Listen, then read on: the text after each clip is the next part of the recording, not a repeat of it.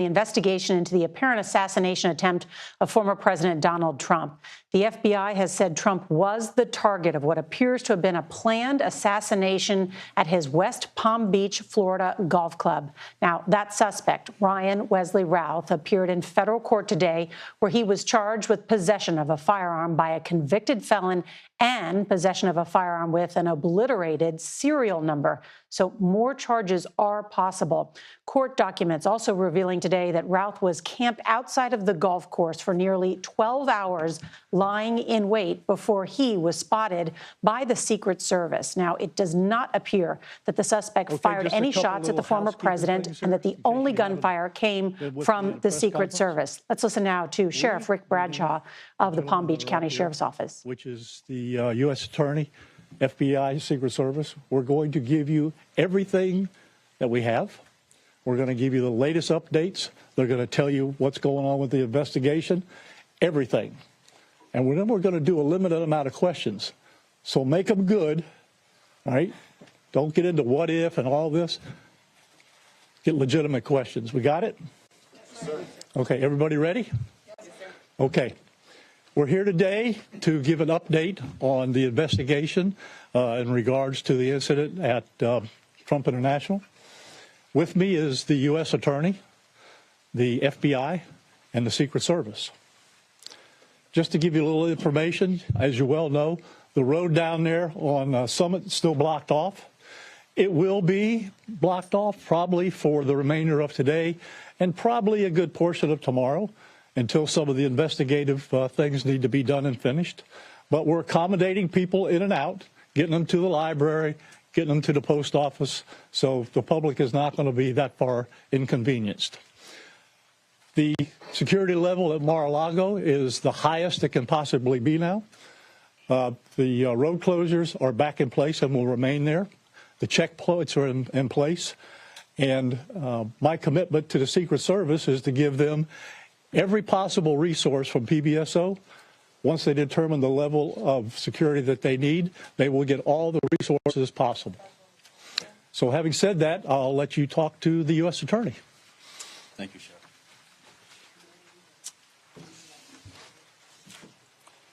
Good afternoon. Good afternoon. Thank you for joining us today. My name is Mackenzie LaPointe. I am the United States Attorney for the Southern District of Florida. I want to start by expressing my deep gratitude to Sheriff Rick Bradshaw of Palm Beach County Sheriff's Office for hosting today's press conference and for his department's assistance with this matter. I'm truly grateful for your leadership, sir. I'm also pleased to be joined by our partners in federal law enforcement from the FBI and the United States Secret Service, and also from ATF. Joining us today for comments and announcements are Special Agent in Charge Jeffrey B. Veltri of the FBI Miami Field Office, and Acting Director of the U.S. Secret Service, Ron Rowe. I want to also thank the men and women in law enforcement who have been working around the clock in the initial phase of this ongoing investigation. Our partners include federal and local authorities who effectuated the apprehension of the defendant and have aided in ensuring federal charges were filed against him this morning. We're here to announce that Ryan Wesley Routh, 58 years old, of Hawaii, has been charged by a criminal complaint in the Southern District of Florida with firearms offenses which occurred yesterday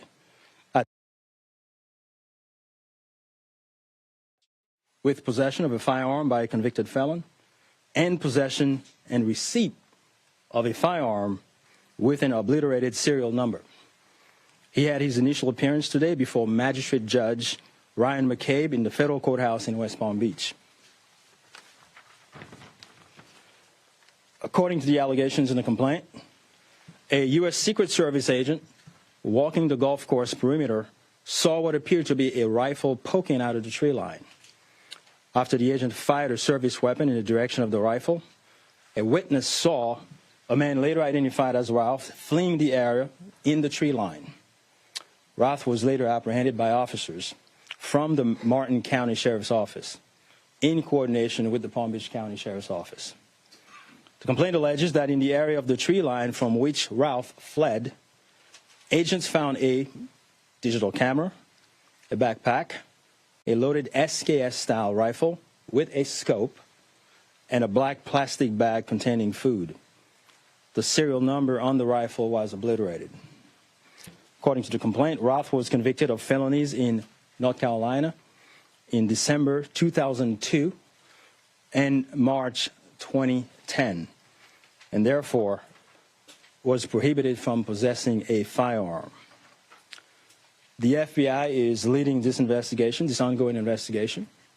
As the Attorney General stated earlier today, the FBI is continuing its investigation of this incident as an assassination attempt upon the former president. The investigation remains at its early stages. The entire Justice Department, including the FBI, the United States Attorney's Office for the Southern District of Florida, and the National Security Division are coordinating closely with our law enforcement partners to fully investigate and prosecute this matter. The charges we're announcing reflect the strong collaboration of the agencies represented here.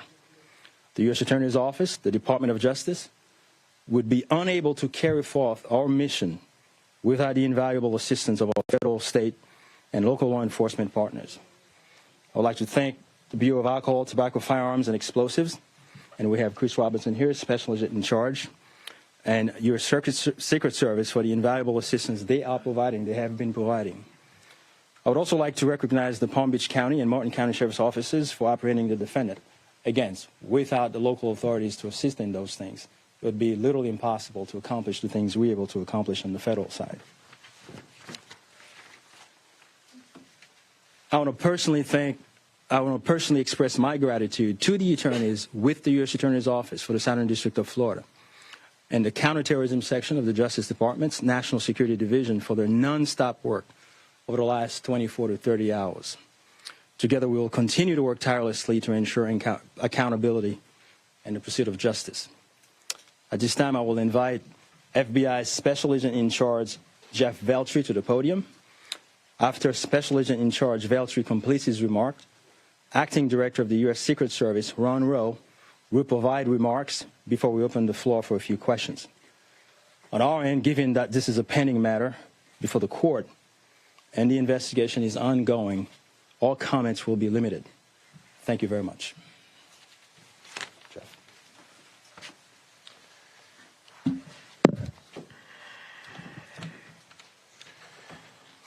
Good afternoon. For a quick introduction, my name is Jeffrey Veltri, FBI Special Agent in Charge for the Miami Field Office. The FBI immediately responded to the scene here in West Palm Beach, Florida, and we are investigating this matter as an apparent assassination attempt of former President Trump.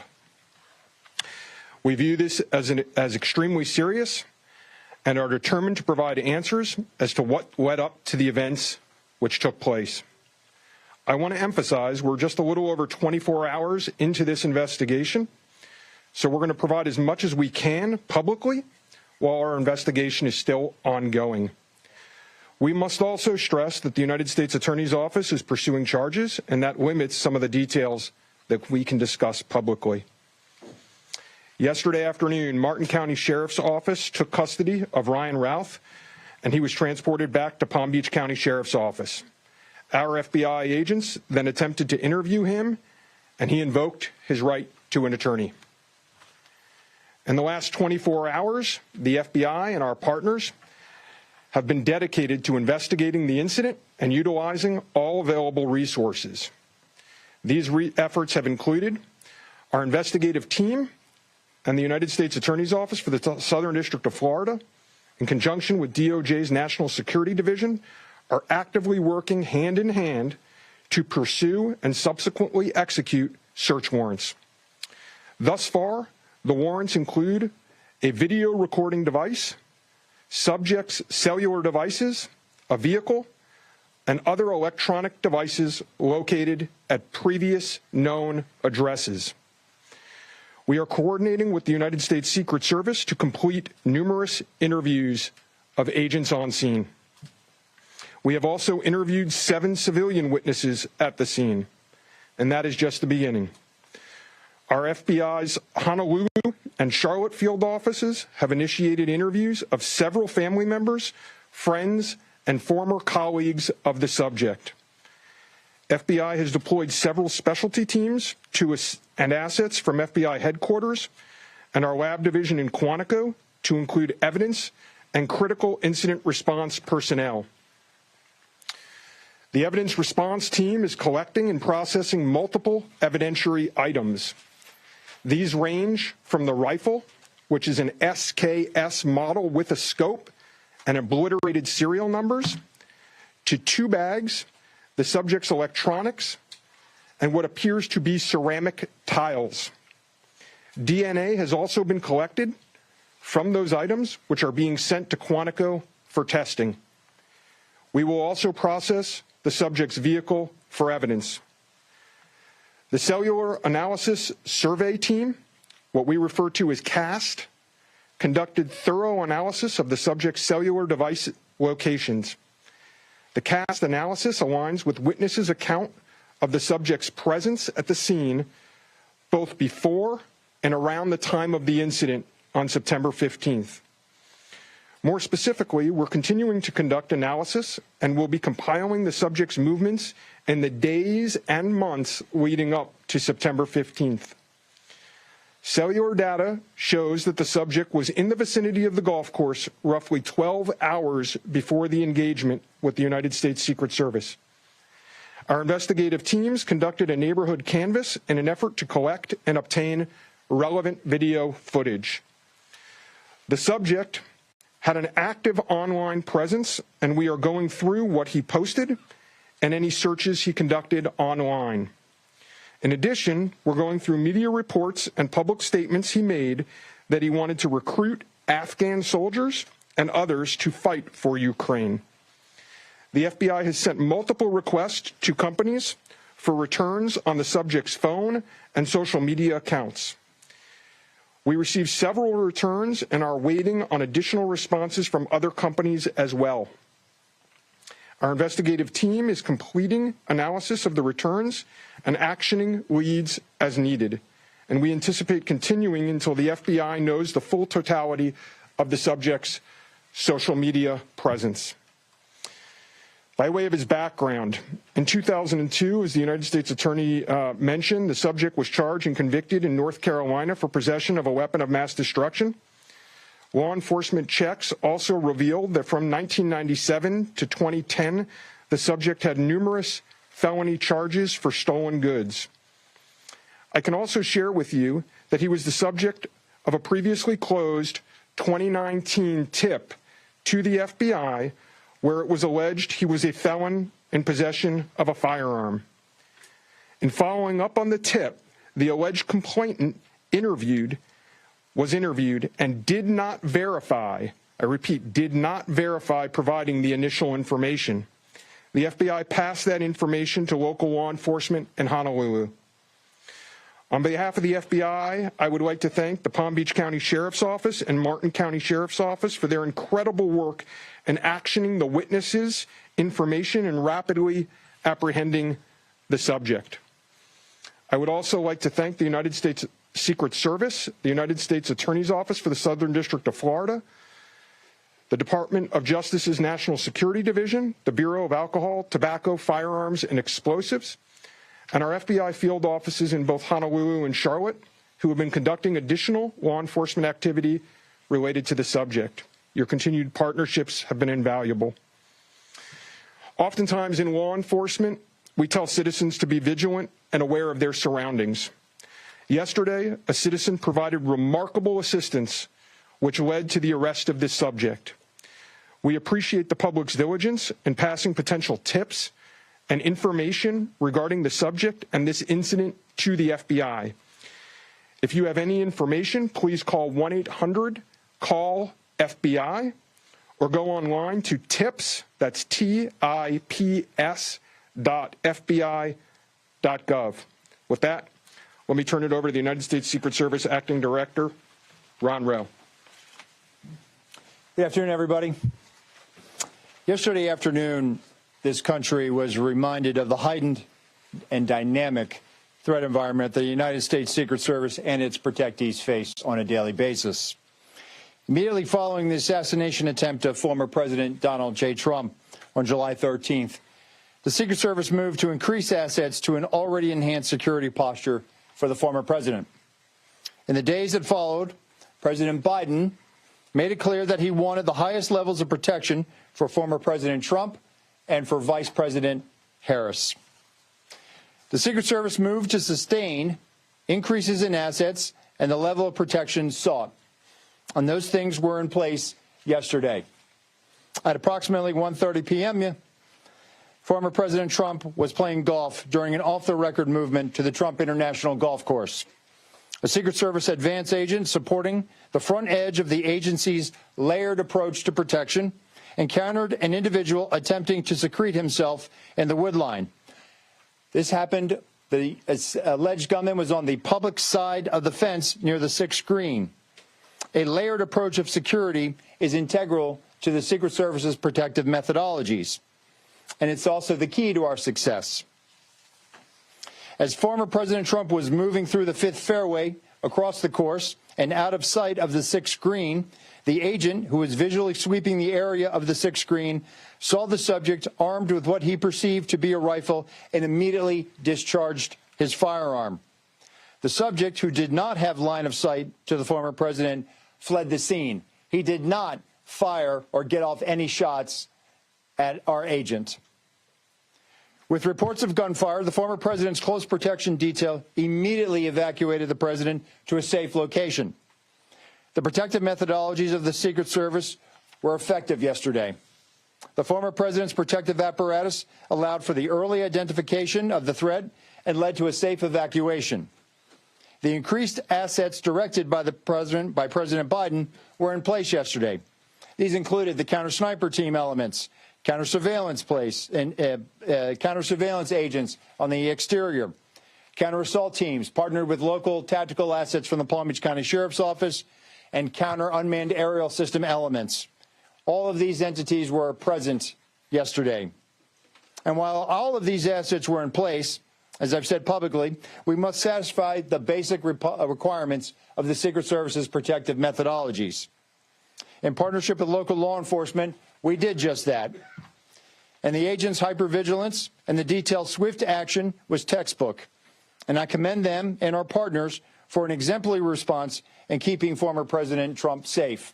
And I will tell you, having served in local law enforcement in Palm Beach County, I can state that I am tremendously impressed and appreciative for all of the efforts of the Palm Beach County Sheriff's Office and Sheriff Schneider with the Martin County Sheriff's Office. But what was critical to this was the quick reaction, the response, the hypervigilance of the men and women of the United States Secret Service, who since July 13th have been rising to meet an unprecedented and hyper-dynamic threat environment.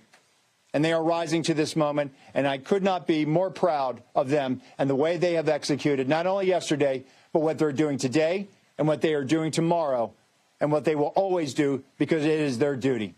Thank you. Okay. All right. Well, go slow here, folks. All right. Don't everybody do it at once. Ask who you want to answer the question, and then give the question. I have a question for you, Director. Is there any evidence to suggest that the suspect knew that Donald Trump would be on the golf course at that time? And was the golf course searched thoroughly before the former president's arrival? So at this time, it was an off-the-record movement, meaning it was not on the former president's official schedule. And what I go back to is the layered approach. The elements and the methodologies of the Secret Service. There was a front element. It did its job in sweeping ahead of the president. That's what identified this individual who was in that wood line. And the swift action of that agent doing his job, pushing out ahead, sweeping while the president was behind him several hundred yards and several holes away, out of sight from the gunman, did his job. And that was what alerted the detail, and the swift action is what triggered that. First question, was there any evidence to suggest that the suspect knew that Donald Trump was going to be on that golf course at that time? Based on what I know now, and it's an active investigation, I don't have any information on that. Well, Terry Parker. How many times times did your agents go around the perimeter and scope out the golf course during the 12 hours that this guy was holed up in the shrubbery? So this was an off-the-record movement. It wasn't a site that was on his scheduled. It wasn't part of his schedule. So there was no posting up of it because he wasn't supposed to have gone there in the first place. Garrett Haig. Have you briefed former President Trump on your findings so far, and has his campaign asked for any changes in his security going forward after yesterday? So, sorry. So I've had a conversation with the former president. We've explained and we've worked with the campaign. The president is aware that he has highest levels of protection that the Secret Service is providing him. We constantly evaluate based on threat. And yesterday, what we show is that our agents and our protective methodologies, and there's a lot of tactical assets in place, things that have been put in place as a result of what happened 60 days ago, those elements are working, and that demonstrates the redundancies that we have. And so we constantly evaluate. We'll of course, look at this and see what lessons learned from it. But as of right now, we are constantly evaluating that threat. And if we need to ratchet up additionally, we will. Yes, sir. Do we know when Routh arrived in Florida in general, when he arrived in Palm Beach, the area? That's a question probably for the FBI. If he's been at the golf course prior to this scoping it out. We're in the process of collecting a lot of evidence, and that will be part of that investigation to determine his whereabouts going back quite some time. Do you have any detail on where he might have gotten it? That's part of the investigation as well. Again, that's going to be a little bit challenged until we're able to determine the serial number on that gun. So we're hopeful to be able to do that. We're still looking into that. The sheriff mentioned about the highest level of protection, that they would lock down the golf course. Was that a miscommunication then, being that President Biden ordered the highest level of protection? Do you want to take the sheriff? No, go ahead. Okay. So here's the deal. When it comes to Secret Service protection, we provide the highest level. So, for example, yesterday, counter-assault team elements. I'm not going to go into the number of personnel that we have out there, but we have the highest levels from Secret Service. When we work with the Palm Beach County Sheriff's Office, like, for example, yesterday, during that emergency action, we had their local tactical team assets partner with our local tactical team assets. We had their helicopter up in the air, providing us 360 and situational awareness of the overhead for if there were any potential threats coming at us. So what we did yesterday was exercise our emergency plan based on the number of tactical assets and the highest level of protection that we are providing. The sheriff and I have talked. Now, clearly, when you go down Southern Boulevard right now and you try to get over to Palm Beach and you see the robust presence that's existing outside of Mar-a-Lago, the heavy uniform presence, the additional assets of the Secret Service. And for those of you that were here in 2017, when the president was in office, when you look at that footprint now and you look at it today, there's not much difference there. There is heavy uniform presence out there. Again, what I go back to is yesterday was an off-the-record movement, off the record. And the president wasn't even really supposed to go there. It was not on his official schedule. And so we put together a security plan, and that security plan worked. I know that the Secret Service has asked for additional resources. Being in the vicinity, Special Agent Daughtry, in terms of him being in the vicinity, based on his phone records, is there any evidence to show that Routh was in the vicinity in the area before Sunday? And when you say in the vicinity, does that mean right there at that spot in those bushes, or could it have been, down the street at a restaurant? It was in very close proximity to where he was spotted by the Secret Service. In terms of your first question, whether he was there earlier, our investigation is still looking to determine that. Right, whoa. We're going to do two more. You get one. All right? Only two more. You get one. Okay. We understand that the Secret Service has asked Congress for additional resources since the Butler rally. Have you received those resources yet? So thank you for that question. So we are working. Look, the Secret Service operates under a paradox of zero-fail mission, but also that we have done more with less for decades. And this goes back many decades, right? What I can tell you is that we have immediate needs right now, and we have great support, not only from President Biden, and you saw his public statement today, where he said that, he's going to direct his staff to make sure that the Secret Service has the resources it needs. We're having fantastic conversations with members of Congress. I've been up to the Hill last week. We are continuing to have those conversations. But the long and short of it is this. Coming out of Butler, I have ordered a paradigm shift. The Secret Service's protective methodologies work, and they are sound, and we saw that yesterday. But the way we are positioned right now in this dynamic threat environment, it has given me guidance to say, you know what, we need to look at what our protective methodology is. We need to get out of a reactive model and get to a readiness model. There could be another geopolitical event that could put the United States into a kinetic conflict or some other issue that may result in additional responsibilities and protectees of the United States Secret Service. And so we are working, we are making information available to all of our partners. And I just want to say that the commitment of Congress to the Secret Service throughout the years has been tremendous. And we will continue to work with them and Secretary Mayorkas, whose support in making sure that we're getting what we need has been phenomenal. He is one of our biggest champions and our advocate. And so we're having these conversations, and I feel confident that we will get what we need. We have immediate needs. We have future needs, too. I need to make sure that our counter snipers are the best trained counter snipers in the world, that they are exactly doing what we need them to do, and that they match counterparts in the military and Tier 1 forces. And right now, we are working with Congress to make sure that we get those for our training facility. We also have a necessary need to make sure that we're getting the personnel that we have. And that requires us to be able to have the funding to be able to hire more people. You can't just give me money and say, hey, we're going to make sure that everybody gets overtime. Because the men and women of the Secret Service right now, we are redlining them. And they are rising to this moment, and they are meeting the challenges right now. And if you look back at their body of work over the last 60 days, the Republican National Convention in Milwaukee, the Republican National Convention in Chicago, a visit of Prime Minister Netanyahu to Washington, D.C., and to West Palm Beach, which Palm Beach County Sheriff's Office supported. And then we go into the presidential debate in Philadelphia last week.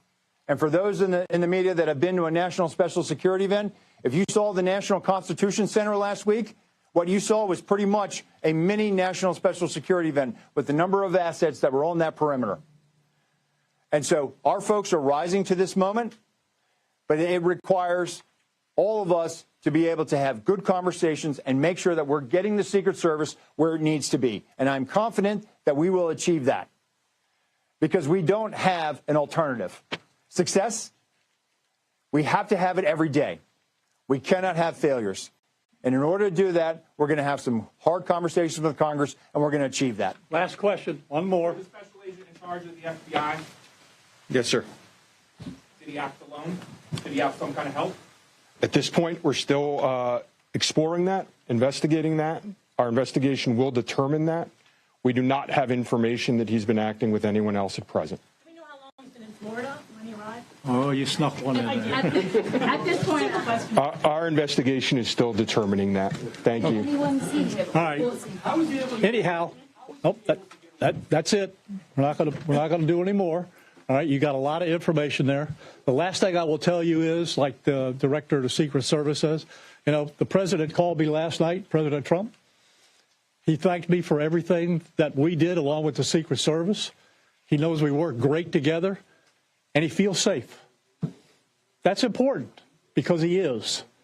And what we did yesterday proves that the system can work because the suspect didn't even get close to getting a round off, and we apprehended him and brought him to justice. So we're very, very proud of that. Thank you, folks, for being here. I appreciate it. An important update today from local law enforcement, the FBI and the U.S. Secret Service. And I think some of the headlines that we just learned is that the suspect didn't even get close, according to the Palm Beach sheriff. According to the Secret Service director, the suspect did not have a line of sight to former President Trump.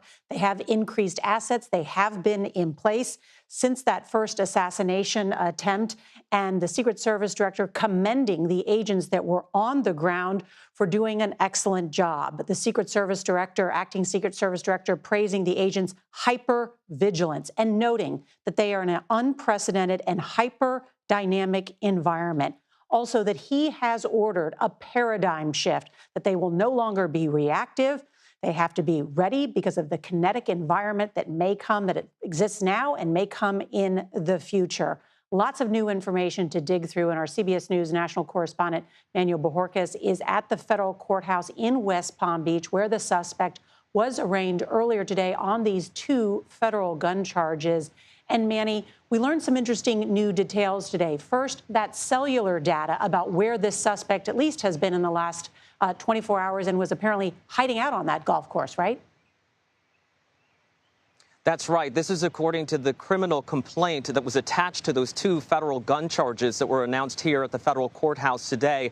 This is according to prosecutors, where they say that cell phone data indicates that the suspect may have been in the area there around the tree line, around that fence, for nearly 12 hours, essentially lying in wait. They have not been able to answer at this point whether he knew the president would be playing golf there on Sunday. As we've heard repeated over and over, this was a last-minute, off-the-record movement for the president. What we did not hear in the court hearing today was any reference to former President Trump, to the golf club, or to the words assassination attempt.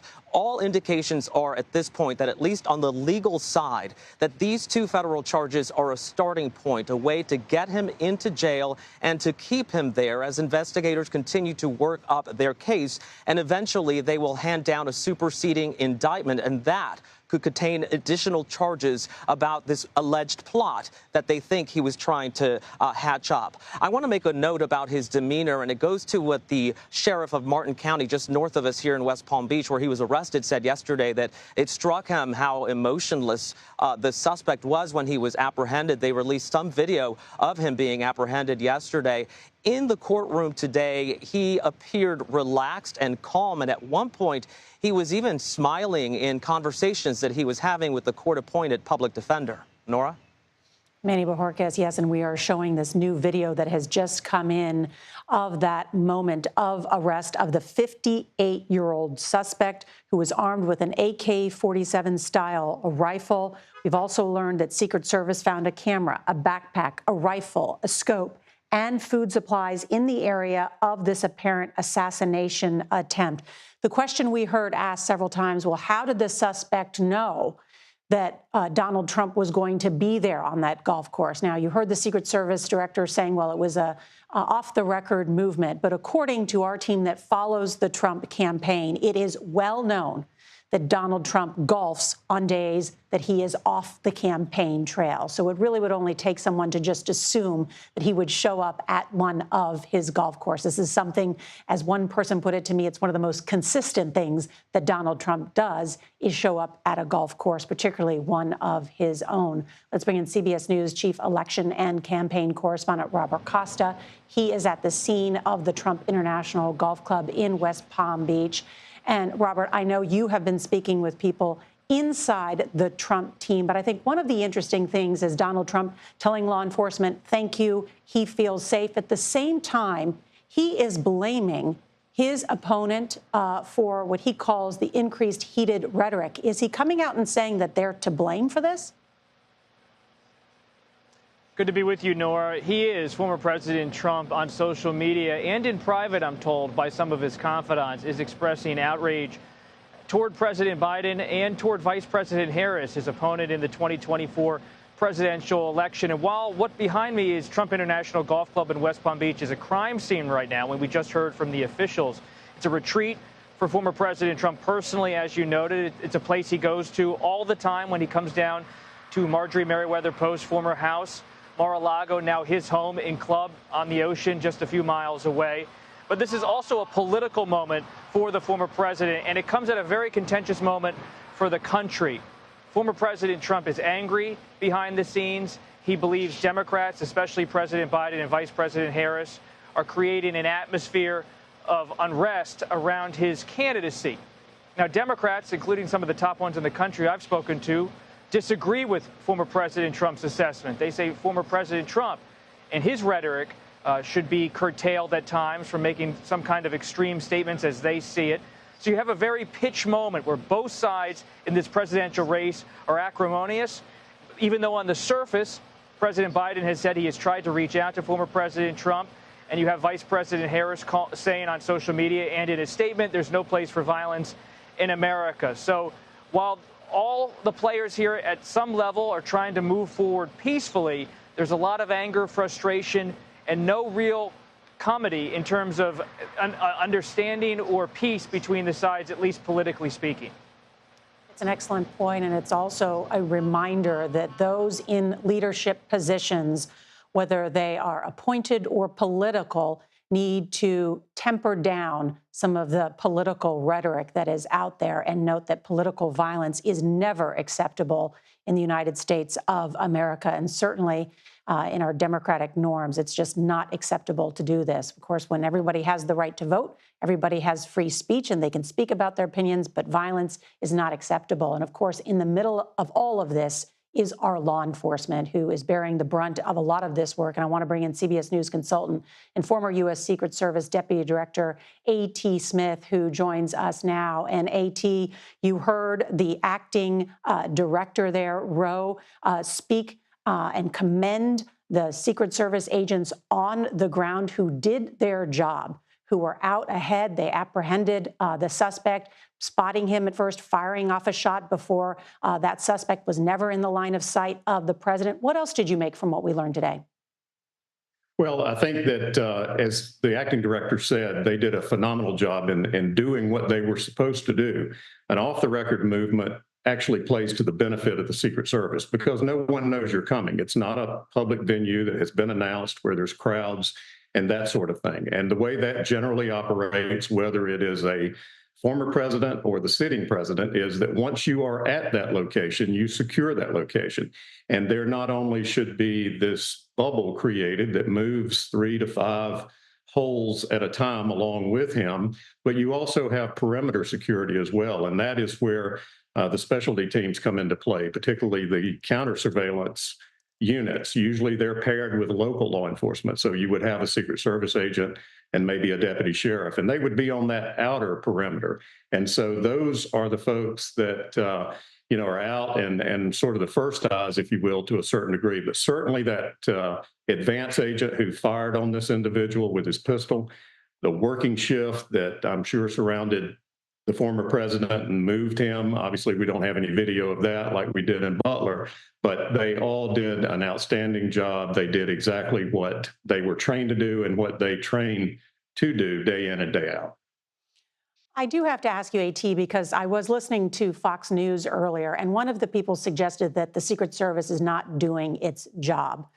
What we just heard laid out from law enforcement seems to suggest that they were doing their job. They were securing the perimeter. They fired off a shot before the suspect was even in a direct line of the president.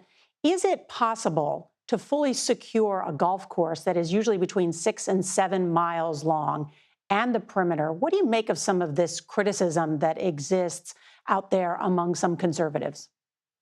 Well, if there's any place that could be completely shut down and completely secure, it would be that golf course. But that golf course or any of the others around the country, they are in business. Obviously, they're open to the public, or they're private clubs that have members. And so it's very, very hard to create a completely secure environment like they're probably talking about. I think instead what you end up with is what we have seen that they did.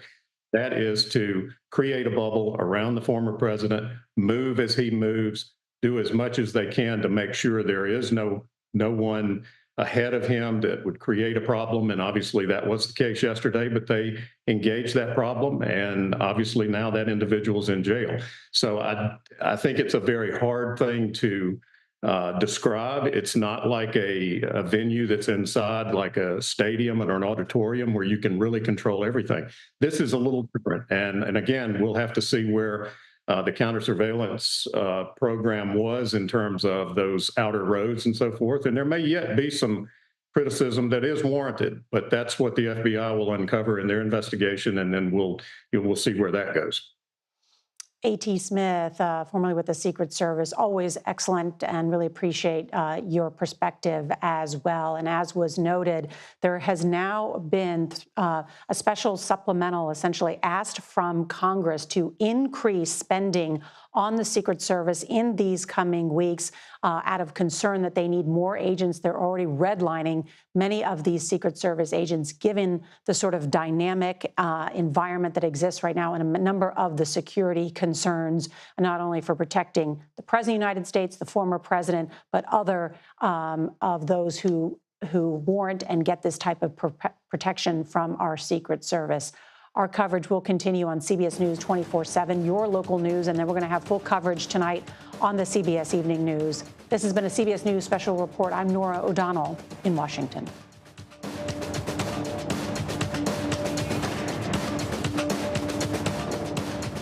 Hello, everyone. I'm Major Garrett in Washington. We continue our breaking news coverage. Authorities gave an update on what they termed an assassination attempt of former President Trump. According to the Secret Service, the suspect, Ryan Wesley Routh, did not fire any shots at agents or the former president and never had a direct line of sight on former President Trump. Authorities say the security level at Mar-a-Lago is at the highest level it can possibly be. Of course, the president, when this happened, was at his Trump International Golf Course.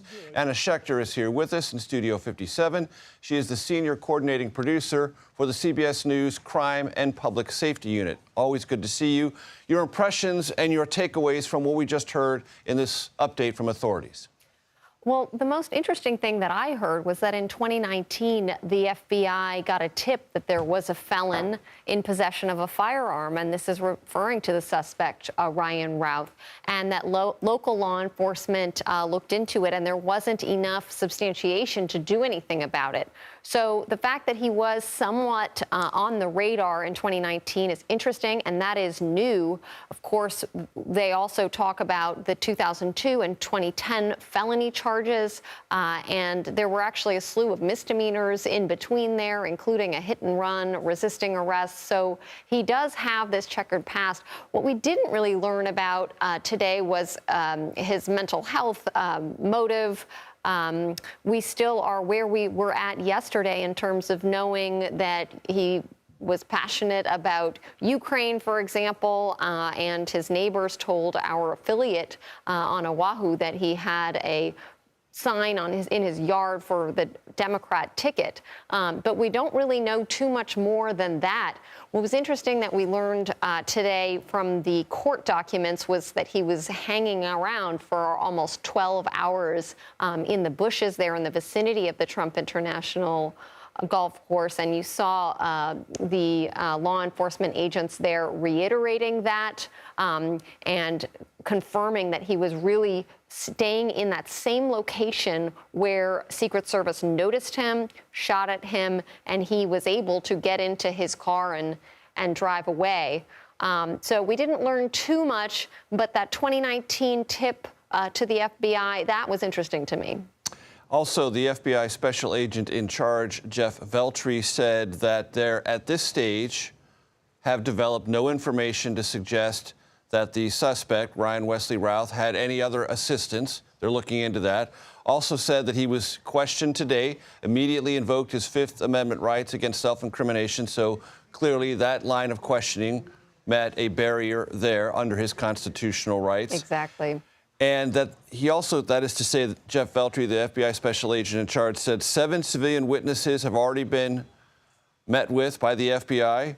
The offices in Honolulu and Charlotte, Routh's previous locations, are ramping up their investigations, and that there has been DNA collected that confirms his presence at that site of the incident. All of that standard investigatory work. Yes? That's exactly right. This is standard procedure.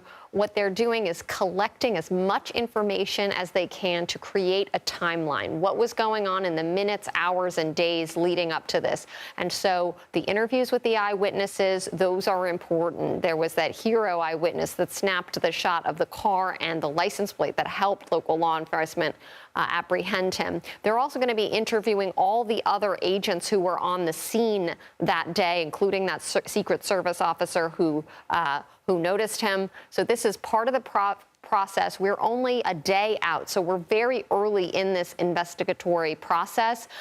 Certainly him invoking his right to an attorney might have slowed down a little bit what the FBI would have wanted, which is to sit down in a room and talk directly to him and interview him and get as much information from him directly as possible.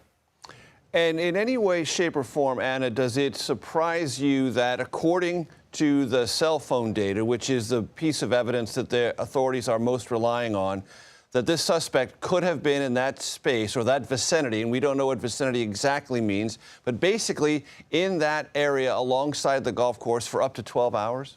Well, it raises a lot of questions about his planning. Was this premeditated where he had an inkling that Trump was going to be there and he was planning, or was he just camped out there? There are so many unanswered questions here, and it seems like the FBI is still determining exactly what level of planning he was at, but they are calling this an apparent attempted assassination. So that speaks to premeditation. That rifle that he had was loaded, and it was helpful to them yesterday that he left it behind because they could immediately get that sort of under control, and so that he wouldn't be armed when he was in the car driving away, because that could have looked differently when local law enforcement apprehended him on I-95. Do you know anything in particular about the capabilities of this SKS-type rifle with a scope?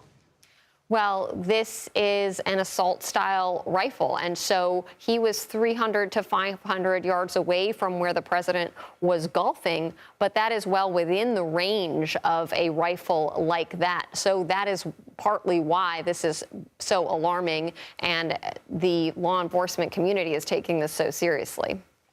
And the question I think many people will have, to your point about this investigation in 2019, even without that, and that was a tip that didn't manifest into anything that led to charges, but as you recounted, felonies 2002, 2010, lots of other rap sheet entries, and yet he's got a lethal weapon.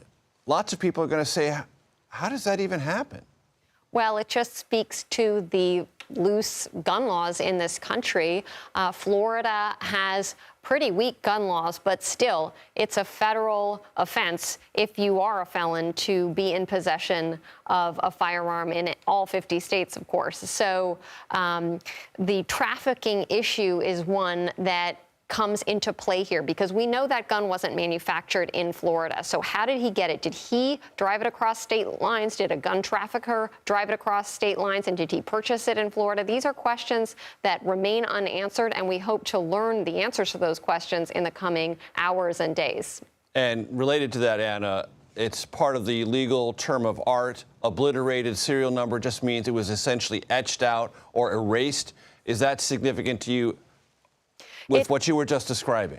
It is, because either the seller or the purchaser, Routh, wanted this to be an untraceable gun. Anna Schechter, thank you very much. Appreciate it.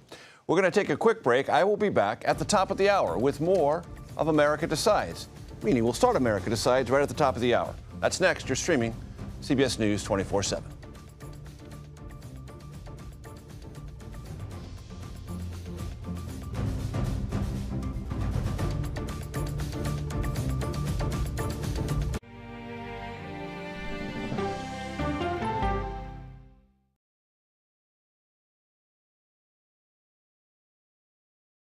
These are the stories 1, 2, 3, go! Of we, the people. We're trying to generate our own hope. It's a huge deal. I'm enabling them to feel valued. Eye on America. Weeknights on the CBS Evening News with Norah O'Donnell. I had progressively fallen deeper into the world of online sports betting. The risk is the rush. What do you think is driving the spike in popularity? I think it's legality. If it's legal, I'm going to use it. There are ways to bet when you are 18. We've created an epidemic of child gambling. You can't walk into a male dormitory in a college campus without sports betting happening. It's America's most neglected problem. I used sports betting as a way to escape, when in reality, I'm choosing self-destruction. Whatever I had left, it was gone. The purpose of the industry is to get you to play to extinction. And that means until all your money is gone. Go to the ends of the earth. Reach for the stars. Yeah, I just took off. That kind of thing. Oh, that's pretty good. Because there's always something new under the sun on CBS Sunday morning. America Decides is your place for fact-based, unbiased reporting. At the White House, at the Capitol, on the campaign trail. What do you say to those in your party? Any cracks in the Republican Party? Our reporters and our anchors travel the country talking to voters like you about the issues that matter most. Immigration is really a factor right now.